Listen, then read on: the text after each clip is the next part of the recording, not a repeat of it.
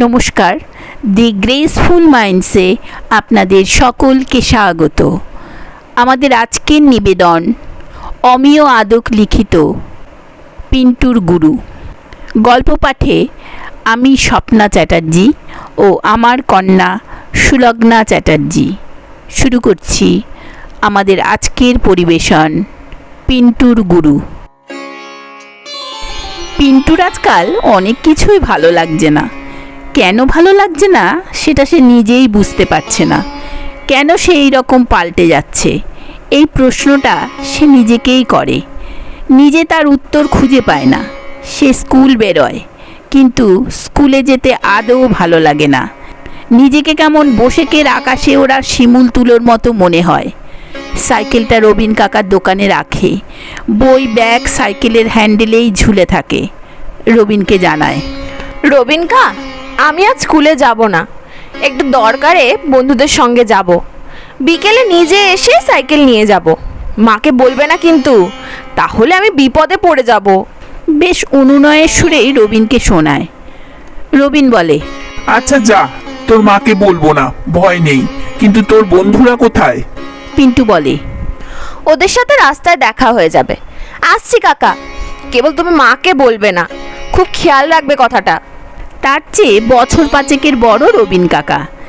নিজের কাকাও নয়, জ্ঞাতি সম্পর্কে তুতো কাকা। বয়সে বড়, ঠিক বন্ধুও নয়। আবার কাকার মান্যতা পাওয়ার মতো কাকা সুলভ ব্যবহারও রবিনের নেই। সেই রবিন কাকার কাছে সাইকেল গোছিয়ে পালিয়ে যায় তার মনের জাদুকর বিলাসের কুড়েতে। বিলাস কাকার কুড়ে পিন্টুর কাছে অন্য এক জগৎ, সর্বদা হাতছানি দেয়। গ্রামের এক প্রান্তে খালটাই বাঁধা, তার উপরে সরু সাঁকোটা পেরোয়। তবে বিলাস কাকার কুড়েতে যেতে পারে ওই এক বাঁশের সাঁকোটাই গ্রামের এদিকের সঙ্গে বিলাস কাকার যোগসূত্র। ওটা পার হয়েই সে খালের এপারের হাটতলায় আসে। গায়ের বুড়ো শিবতলায় সপ্তাহে দুদিন হাট বসে। সেই হাটের একধারে তার বেচা বিক্রির বিচিত্র জিনিস সাজিয়ে সে বসে। দুপুর গড়িয়ে গেলে খালি থলে পিঠে ফেলে বিলাস কাকা রওনা দেয় তার কুড়ের পথে। পিন্টুর চোখে বিলাস কাকা বিরাট শিল্পী। সে মনে করে বিলাস কাকা বিশ্বকর্মার দ্বিতীয় সংস্করণ। এমন কাজ নেই বিলাস কাকা পারে না। ইদানিং স্কুল পালিয়ে পিন্টু প্রায়ই বিলাসের কুড়েতে হাজির হয়। বিলাস যখন কোনো কাজ করে পিন্টু অবাক হয়ে সেই দিকে চেয়ে থাকে। সে যেন বিলাসের হাতের জাদুতে মন্ত্রাবিষ্ট হয়ে পড়ে। তখন তার সময়ের জ্ঞান থাকে না।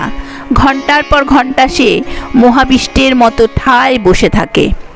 কর্মব্যস্ত হলেও একদিন বিলাস প্রশ্ন করে, হ্যাঁ রে পিন্টু, তুই প্রায়ই স্কুল পালিয়ে আমার এখানে আসিস।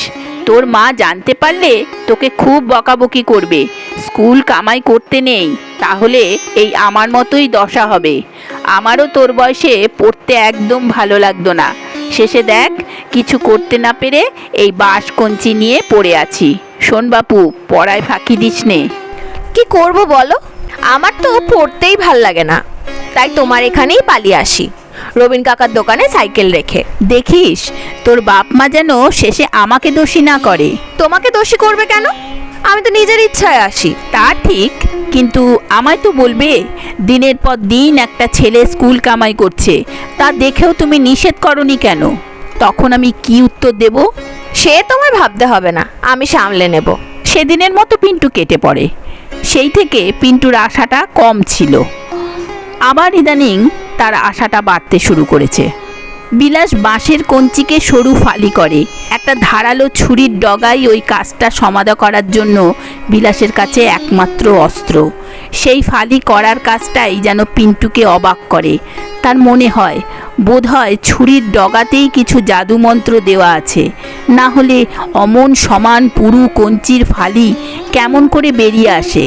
তারপর সেই একই ছুরি দিয়ে বিলাস কি মসৃণ করে কঞ্চির ফালিগুলোকে চেঁচে নেয়। তারপর সে পাতলা কঞ্চির ফালিগুলো দিয়ে কি সুন্দর সুন্দর ফুলের সাজি, চুপড়ি, পেঠে, টেকো ইত্যাদি অনায়াসে বানিয়ে ফেলে।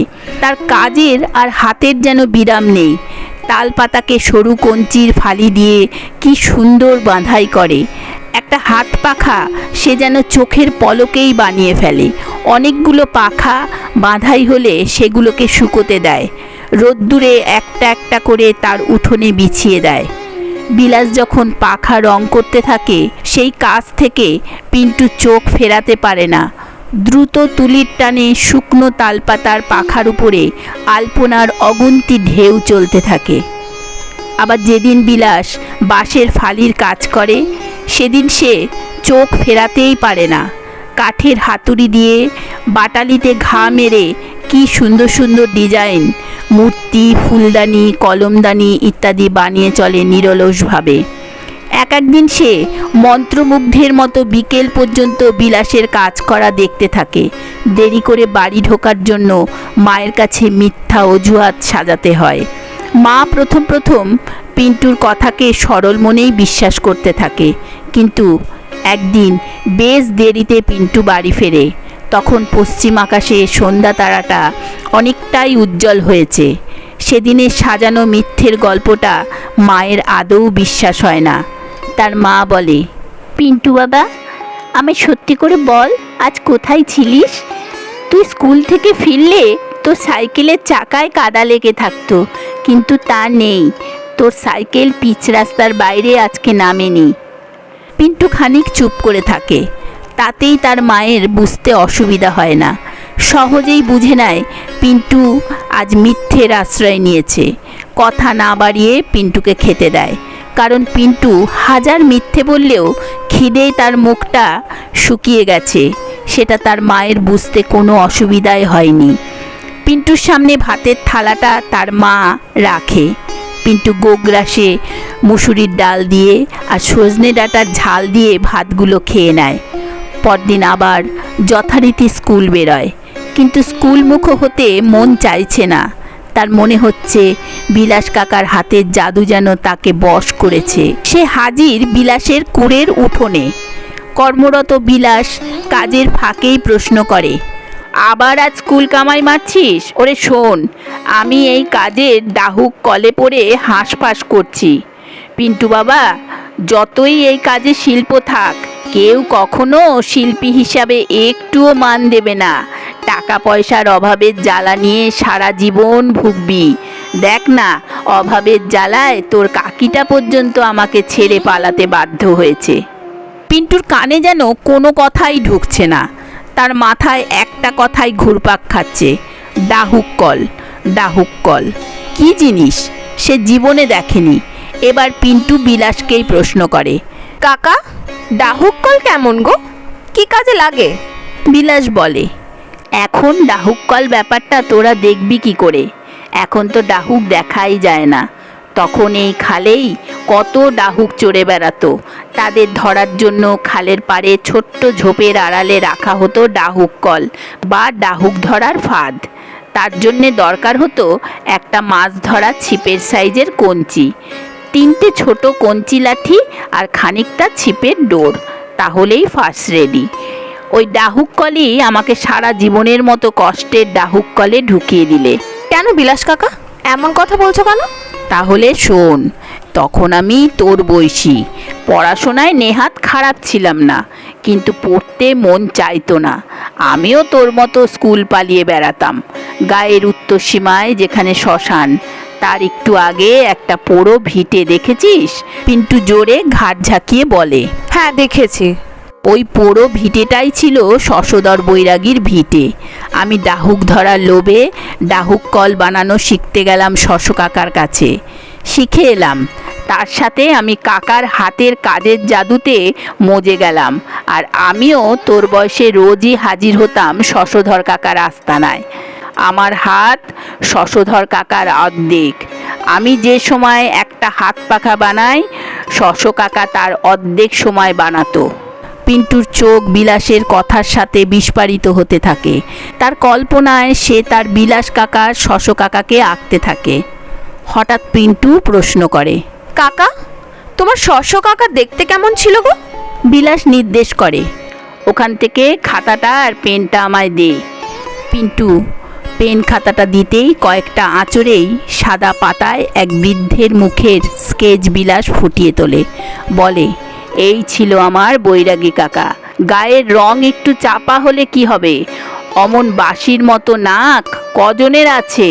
গভীর আগ্রহে ছবিটার দিকে তাকিয়ে পিন্টু বলে, সত্যি তোমার বৈরাগী কাকা এমনটাই দেখতে ছিল? কোনো ফটো নেই তোমার কাছে? বিলাসের খেদ মাখানো উক্তি। অমন হাবাতে মানুষদের আবার ফটো কে তুলবে বল? এই যে আমার কোনো ফটোই নেই, তাই বলে কি আমার চলছে না? পিন্টুর গলায় অনুরোধের সুর। কাকা, কিছু আমাকে না শেখাও, কোনো দুঃখ নেই। আমাকে তুমি ছবি আঁকাটা ভালো করে শিখিয়ে দেবে? বিলাস তার কথাকে খানিক এড়িয়ে যাওয়ার ইচ্ছায় বলে, দেখ, ছবি আঁকার আমি তেমন কিছুই জানিনি। বৈরাগী কাকা হাতে ধরে যেটুকু বিদ্যে দিয়েছে তাই ভাঙিয়ে খাচ্ছি। তোদের স্কুলের হেডমাস্টার মশাই আমার আঁকা ছবি দেখে তারিফ করেছিল। ওইটুকু প্রশংসাই আমার জীবনের পাওনা। আর তোদের হেডমাস্টার বলেছিল, আমি যদি কোনো আর্ট কলেজে ছবি আঁকা শিখতুম তাইলে একজন হতে পারতুম। তাই তোকে বলছি, পিন্টু, পড়াশোনায় হেলা দিসনি। তুই কম বেশি ছবি আঁকতে পারিস। স্কুলটা পাস দে, তারপর আর্ট কলেজে ভর্তি হয়ে একজন হয়ে যাবি। মিছি আমার কাছে সময় নষ্ট করিসনি। পিন্টুর মুখটা কেমন বিমর্ষতার হালকা মেঘে কালচে হয়ে ওঠে। একটু নিস্তেজ গলায় বলে, তুমি যখন বলছো আমি পড়াশোনায় মন দেব, কিন্তু শনিবার রবিবার তোমার এখানে আসবো ছবি আঁকা শিখতে। শেখাবে তো? একটু লাজুক হাসি হেসে বিলাস বলে, আমি যতটা বিদ্যে জানি শিখতে চাইলে তোকে সব উজোর করে দেব। খুশি?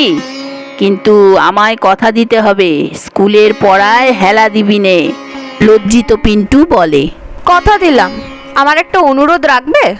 বিলাস কথায় সায় দিয়ে বলে, বল তোর কি অনুরোধ? আমায় তোমার পাঁচু একটা পেন নাম করতে দেবে? সে কি রে, তুই বামুনের ছা আর আমি দুলের পো, ওটিতে আমার সায় নেই বাপু। তার কথা শেষ হওয়ার আগেই পিন্টুর হাত বিলাসের পায়ের পাতা ছুঁয়েছে।